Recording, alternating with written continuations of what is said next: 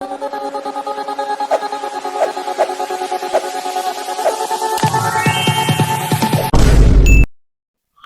Hello viewers, நான் உங்க PK வந்தாச்சு.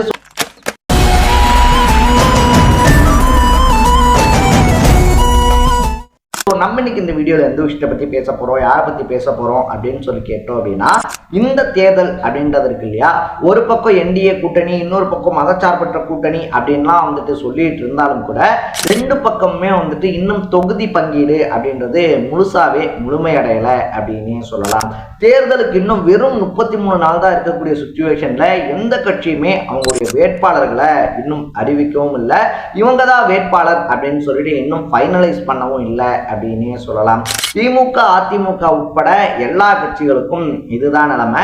இப்படிப்பட்ட சுச்சுவேஷன்ல பார்த்தோம் அப்படின்னா, வரக்கூடிய 2026 எலெக்ஷன்ல எப்படியாவது இரட்டை இலக்கத்துல 10 தொகுதி வாங்கிடலாம் அப்படின்னு சொல்லிட்டு திருமாவளவன் நம்பிக்கையா இருந்ததுனால நம்மெல்லாம் எம்எல்ஏ ஆயிரலாம் அப்படின்னு சொல்லிட்டு பலர் கனவுல இருந்தாங்க அப்படின்னு தான் சொல்லணும். ஸோ யாருமே எதிர்பார்க்காத விதத்துல தேமுதிகவினுடைய வருகை, சிபிஎம்னுடைய சீட்டு அதிகப்படுத்துகின்ற அழுத்தம், இது எல்லாம் சேர்ந்து திருமாவளவன் அவருடைய தலையில தான் விடிஞ்சிருக்கு அப்படின்னே சொல்லலாம். ஆரம்பத்துல 10 தொகுதி கொடுங்க அப்படின்னு சொல்லி கேட்டப்ப சரி பண்ணிக்கலாம் அப்படின்னு சொல்ல திமுக தலைமை, இப்ப வேற வழியே இல்லை 7 சீட்டு வாங்கிக்கங்க அப்படின்னு சொல்லிட்டு திருமாவளவனை வீட்டுக்கே கூப்பிட்டு பேசியிருக்காரு ஸ்டாலின். அந்த இடத்துல எதுவுமே சொல்ல முடியாதவர் பார்த்தோம் அப்படின்னா கட்சி நிர்வாகிகள் கிட்ட புலம்பி தள்ளி இருக்காராம். ஸோ திருமாவளவனுடைய நிலைமை இப்ப என்ன, அதை தாண்டி வந்துட்டு கொடுக்கக்கூடிய 7 சீட்ல அவர் யார் யாரை நிப்பாட்ட போறாரு அப்படின்ற மாதிரி பல விஷயங்களை தான் நம்ம பேச போறோம். அதுக்கு முன்னாடி நம்ம சேனலுக்கு நீங்க புதுசா வந்திருந்தீங்க அப்படின்னா மறக்காம சேனலை ஃபாலோ பண்ணி சப்ஸ்கிரைப் பண்ணிக்கங்க. ஸோ ஃபர்ஸ்ட் ஆஃப் ஆல் வந்துட்டு பார்த்தோம் அப்படின்னா, கடந்த எலெக்ஷன்ல இருந்தே வந்துட்டு திருமாவளவன் இருக்கார் இல்லையா, திமுக கூட்டணியில தான் தொடர்ந்துகிட்டு இருக்காரு. மக்கள் நல கூட்டணி, அதாவது போன எலெக்ஷனுக்கு முந்தின எலெக்ஷன்ல மக்கள் நல கூட்டணி அப்படின்றதெல்லாம் அமைச்சு 25 இடங்கள்ல போட்டி போட்டிருந்துச்சு விசிக. ஆனா லாஸ்ட் இயர் வந்துட்டு பார்த்தோம் அப்படின்னா 6 சீட்டு மட்டும்தான் கொடுத்திருந்தாங்க. அந்த 6 சீட்ல 4 எம்எல்ஏக்கள் விசிகாக்கு கிடைச்சிருந்துச்சு அப்படின்னு தான் சொல்லணும். சிந்தனை செல்வன், எஸ் பாலாஜி, ஆளூர் ஷா நவாஸ் இருக்கார் இல்லையா, அவரு, பனையூர் பாபு, வன்னியரசு அப்படின்னு சொல்லிட்டு இந்த மாதிரி ஆட்கள் மட்டும்தான் ஜெயிச்சிருந்தாங்க. அதனால வந்துட்டு பார்த்தோம் அப்படின்னா தொடர்ந்து திமுகவோடயே இருந்த விசிக இந்த டைம் வந்துட்டு 10 தொகுதியில வாங்கிடலாம் அப்படின்ற கணக்கு போட்டுருந்துச்சு. ஆரம்பத்துல அந்த கணக்கு கரெக்டாகவும் போயிட்டு இருந்துச்சு அப்படின்னே சொல்லலாம். ஸோ தேமுதிக வந்துட்டு விஜய் பக்கம் போயிடக்கூடாது அப்படின்னு சொல்லி தேமுதிகவை இழுத்து உள்ள போட்டதுதான் திமுகக்கு இப்ப பெரிய தலைவலியா மாறி இருக்கான்.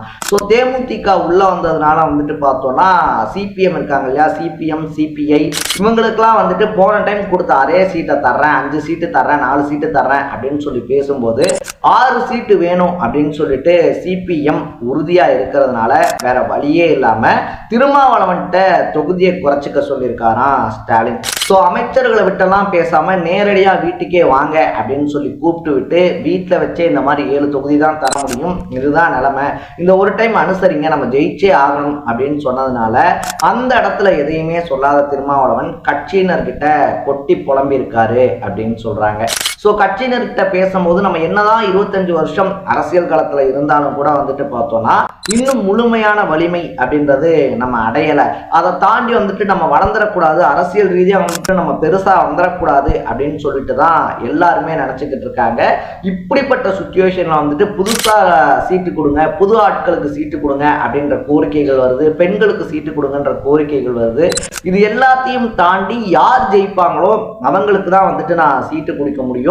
ஏன்னா வந்துட்டு கொடுக்கக்கூடிய சொற்ப தொகுதிகள் இருக்கு இல்லையா, ஒரு 6ல இருந்து 7 தொகுதி தர்றாங்க அப்படின்னா அதுலயே நம்ம 1-2 தொகுதியை போன டைம் மாதிரி தோத்துட்டோம் அப்படின்ற பட்சத்துல நம்ம இன்னும் பின்னோக்கி போயிடுவோம். 7 தொகுதி கொடுத்து 7லயுமே ஜெயிச்சாதான் அடுத்த டைம் நம்ம ஒரு 10ல இருந்து 15 தொகுதியாவது கேட்க முடியும். ஸோ அதனால வந்துட்டு நான் எடுக்கக்கூடிய முடிவுக்கு கட்டுப்படுங்க அப்படின்னு சொல்லியிருக்காராம் திருமாவளவன்.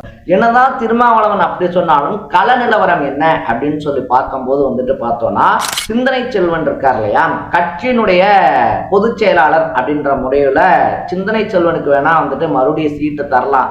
ஆனா மற்ற 3 பேருக்கு வந்துட்டு சிட்டிங் எம்எல்ஏக்கள் 3 பேருக்கு சீட்டு தரதை கட்சியினரே பெரும்பாலும் விரும்பல அப்படின்னு சொல்றாங்க. ஏன்னா திருமாவளவன் சொன்ன மாதிரியே கிட்டத்தட்ட 25 வருஷமா வந்துட்டு பார்த்தோம் அப்படின்னா கட்சி தொடங்கி நடத்திக்கிட்டு இருந்தாலும் இது வரைக்கும் வெறும் 7 எம்எல்ஏக்கள் தான் விசிக விசிகாவுக்கு கிடைச்சிருக்காங்க. அப்படி இருக்கக்கூடிய சுச்சுவேஷன்ல வாய்ப்பு கொடுத்தவங்களுக்கே மறுபடியும் திருப்பி வாய்ப்பு கொடுத்தாங்க அப்படின்னா 25 வருஷமா களத்துல நின்னவங்களுக்கு என்ன மரியாதை, 25 வருஷமா கட்சிக்காக வேலை பார்த்தவங்க இருக்காங்க இல்லையா, இன்னும் பலர் வந்துட்டு பார்த்தோம் அப்படின்னா போன எலெக்ஷன்லயே நம்ம என்ன சொல்லியிருந்தோம், அடுத்த எலெக்ஷன்ல சீட்டு தரோம் அப்படின்னு சொல்லியிருந்தோம். பல மாவட்ட செயலாளர்கள் வெயிட்டிங் லிஸ்ட்ல இருக்காங்க. நம்ம திருப்பி இவங்களுக்கே வாய்ப்புகளை கொடுத்தோம் அப்படின்னா அப்ப அவங்கெல்லாம் எங்க போவாங்க அப்படின்ற ஒரு கேள்வியும் முன்வைக்கப்பட்டிருக்கான். ஸோ திருமாவளவனை பொறுத்த வரைக்குமே வந்துட்டு பார்த்தோம் அப்படின்னா நம்ம ஜெயிக்கிறதுக்கு நம்ம கட்சியில இருந்து எம்எல்ஏக்கள் இருக்காங்க இல்லையா, அவங்க ஜெயிக்கிறதுக்கே செலவுகளா பார்த்தோம் அப்படின்னா நம்ம தோழமை கட்சிகளை சார்ந்துதான் இருக்கும். நம்ம கட்சியில இருக்கக்கூடிய பெரும்பாலானவங்க வந்துட்டு பார்த்தோம் அப்படின்னா பணத்தை வெளியே எடுக்கிறதே கிடையாது. ஸோ தோழமை கட்சிகள் தான் ஒவ்வொரு எலெக்ஷன்லையுமே நம்மளை சப்போர்ட் பண்ணி ஜெயிக்க வச்சுக்கிட்டு இருக்காங்க. அதனால வந்துட்டு பார்த்தோம் அப்படின்னா அவங்க சொல்ற அவங்களுக்கு ஏற்ற வேட்பாளர்களை நிப்பாட்டினோம்னா அவங்களும் சப்போர்ட் பண்ணுவாங்க, நம்ம கட்சி சார்பில் ஜெயிச்சுக்கலாம் அப்படின்றத முன் வச்சிருக்காராம். இதை தாண்டி வந்துட்டு போன டைம் போட்டியிட்ட நாகை திருப்போரூர் இருக்கு இல்லையா, இந்த 2 தொகுதிகளும் இப்ப விசிகாக்கு கிடைக்காது அப்படின்ற ஷாக்கிங்கான நியூஸும் வெளிவந்திருக்கு. ஏன்னா நாகை திருப்போரூர் இந்த 2 தொகுதிகளையுமே பார்த்தோம் அப்படின்னா அமைச்சர்கள் மூலியமா திமுகவினுடைய முக்கிய புள்ளிகள் காய் நகர்த்திக்கிட்டு இருக்காங்களாம். ஸோ நம்ம கட்சியை சார்ந்தவங்க அங்க நின்னாங்க அப்படின்னா ஜெயிப்பாங்க, ஸோ அவங்களுக்கு வந்து நம்ம வாய்ப்பு கொடுக்கறதான் கட்சியை வளர்க்கறதுக்கு யூஸ்ஃபுல்லா இருக்கும் அப்படின்னு சொல்லிட்டு அமைச்சர்கள் ஸ்டாலின் அவர்களுடைய காதை கடிச்சிருக்கிறதுனால டெஃபினட்டா இந்த டைம் நாகை திருப்போரூர் இந்த 2 தொகுதியுமே வந்துட்டு திமுக வசம் தான் போகும் அப்படின்றதுனால எந்த தொகுதியை கொடுக்க போறாங்க, அங்க யாரை கொண்டு போய் நிப்பாட்ட போறோம் அப்படின்ற குழப்பத்திலே இருக்காராம் திருமாவளவன்.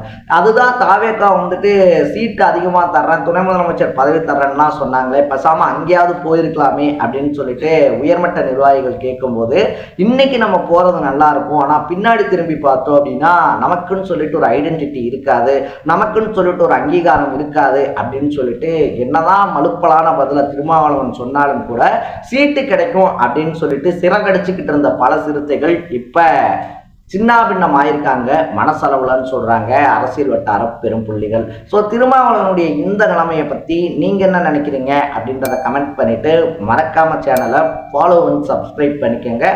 நாளைக்கு இதே மாதிரி இன்னொரு இன்ட்ரெஸ்டிங்கான வீடியோவோட சந்திக்கலாம். தட பை பை.